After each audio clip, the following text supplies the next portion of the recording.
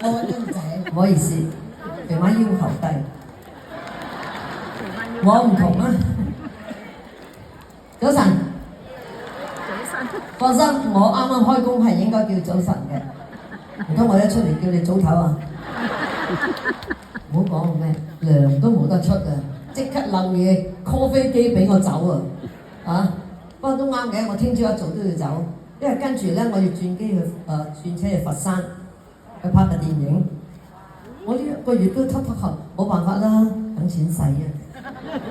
如果唔係使乜由月頭去出，我一落機就已經有人接我，跟住去拍個電影係同阿洪金寶嘅。其實我呢幾晚都瞓唔到㗎，我有壓力㗎。俾人同我唔係揾太多，唉，你咁啊用乜人哋老笠我啊？